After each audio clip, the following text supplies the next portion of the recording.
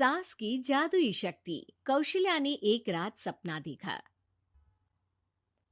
कौशल्या राजपूत, तुमने किए हैं जीवन में अच्छे अच्छे कर्म, इसलिए अब से जब तुम चाहो गायब हो सकती हो, जिसके लिए तुमको सिर्फ चुटकी बजानी होगी और चुटकी बजाते ही तुम गायब।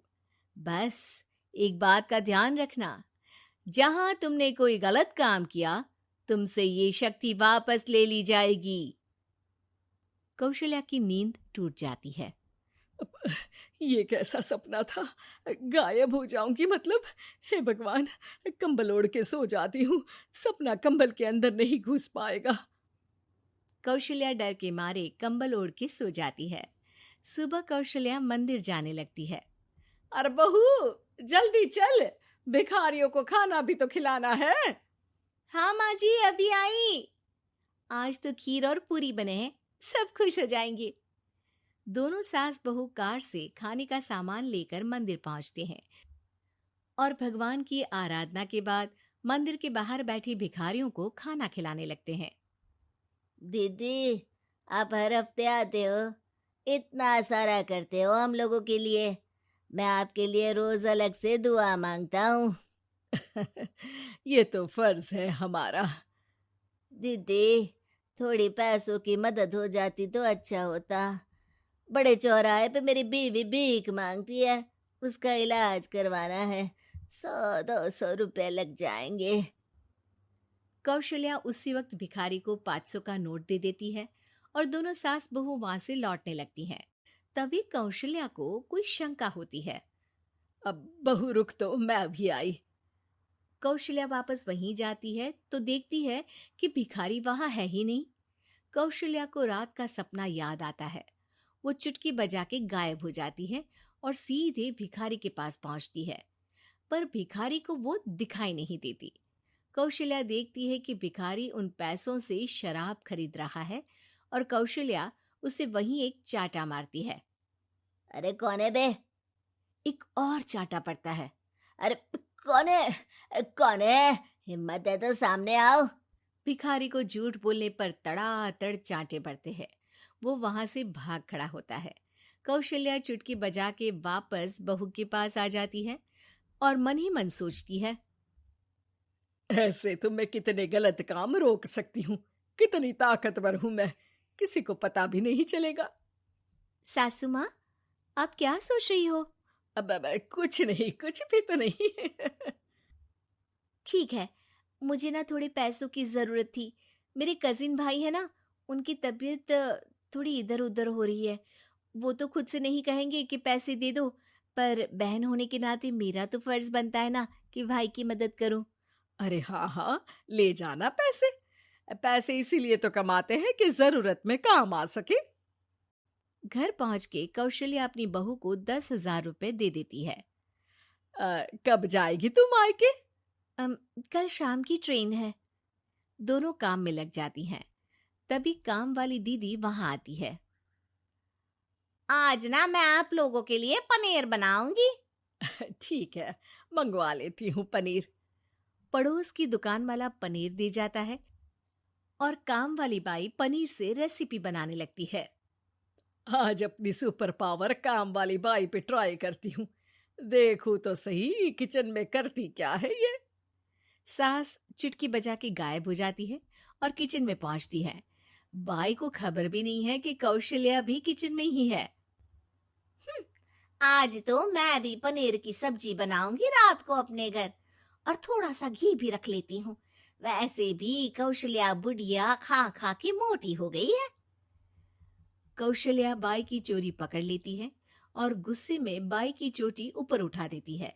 बाई को समझ भी नहीं आता कि उसकी चोटी खड़ी कैसे होगी। वो डर के मारे चीख पड़ती है। बहू भागते हुए किचन में आती है। अरे क्या हुआ? ये तुम्हारी चोटी खड़ी कैसे है? करंट लग गया है क्या? पता नहीं, शायद किचन में ना भूत है।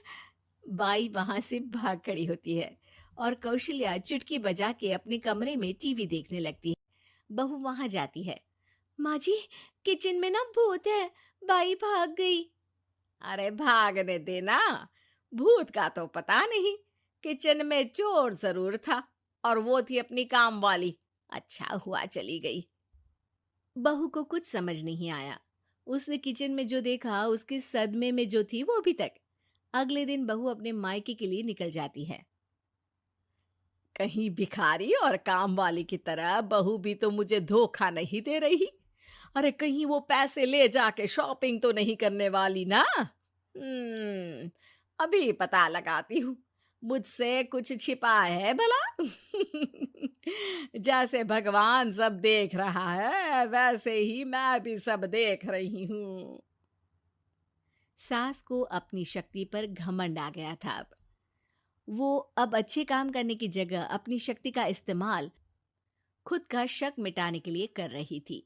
वो चुटकी बजाती ही बहू के मायके चली जाती है। भैया, आपने बताया क्यों नहीं कि इतनी तबीयत खराब है? अरे तेरी सास बूढ़ी हो गई है, इतना भला काम करती है, उनकी मदद कौन करता है? यहाँ तो और भी लोग हैं ना। भैया, मेरे पास कुछ पैसे हैं, आप दूसरे डॉक्टर को दिखा दीजिए ना। अरे मुझे लगता है कि मेरा टाइम आ गया है, मुझे जाना होगा। कमरे में भाई की आत्मा को लेने यमदूत आ चुके थे। कौशल्या भले ही किसी को नहीं दिख रही थी, पर यमदूत ने उसे देख लिया।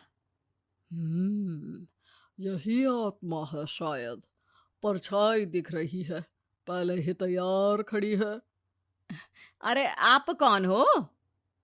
यमराज का नाम सुना है? हैं? आप यमराज हो क्या? नहीं, हम उनके यहाँ जॉब करते हैं, आत्मा उठा के ले जाते हैं डिलीवरी वाले। चलो अब तुम्हारा टाइम पूरा हो गया। अरे आप शायद ना वो बिस्तर पर पड़े आदमी की आत्मा को लेने आए हो। मैं तो बस यहाँ देखने आई थी कि मेरी बहू कहीं मुझसे पैसे लेकर शॉपिंग करने तो नहीं चली गई ना। मतलब तुम्हारे पास शक्ति है गायब होने वाली? हाँ। तुम ऐसे तुच्छ काम में उपयोग कर रही हो ऐसी दिव्य शक्ति का। अब तो तुमको ही लेके जाऊंगा। अरे नहीं नहीं, कल मुझे किटी पार्टी में भी तो जाना है। अब नरक में ही करना किटी पार्टी। नहीं नहीं नहीं। 3 बार नहीं क्यों बोल रही हो? टीवी सीरियल चल रहा है क्या एकता कपूर का? अरे प्लीज मुझे जाने दो। आप तो उस बीमार आदमी की आत्मा को लेने आए थे ना। गलत डिलीवरी करोगे तो यमराज डांटेगा ना। बात तो सही कर रही हो, पर हमको उस पे दया आ गई। अभी उसकी उम्र ही क्या है, पर कुछ तो लेके जाना पड़ेगा ना। एक काम करो, अपनी शक्ति दे दो, गायब होने वाली। हैं? अरे क्यों? तुम पृथ्वी लोक का भ्रष्टाचार रोक सकती थी, चोरी रोक सकती थी, अरे कोरोना रोक सकती थी, पर तुमने अपनी बहू की जासूसी करना शुरू कर दिया। अरे लेकिन किंतु परंतु। यमदूत सास की शक्ति लेके वापस चले जाते हैं। कौशल्या की परछाई हवा से नीचे गिरती है और जमीन पे आते आते कौशल्या का शरीर सामने आ जाता है। अरे लग गई, कितने ऊपर से फेंका। माँ जी, आप यहाँ ऊपर से कैसे गिरी? अरे समधन जी, आप अचानक कमरे में। सब घबरा जाते हैं। सास बहू को सारी बात बता देती है। ये लो आपके 10,000 रुपये। आपको मुझ पे इतना भी भरोसा नहीं है? अरे बहन, मुझे दर्द नहीं हो रहा है, अब अचानक से सब अच्छा होने लगा है। अरे तो फिर बिस्तर से उठ जाओ और मुझे लेटने दो। गिरी हूं ऊपर से तो पूरा बदन दुख रहा है। भाई को तो यमदूत ठीक करके जाते हैं, पर कौशल्या देवी दर्द के मारे बिस्तर पर आ जाती हैं।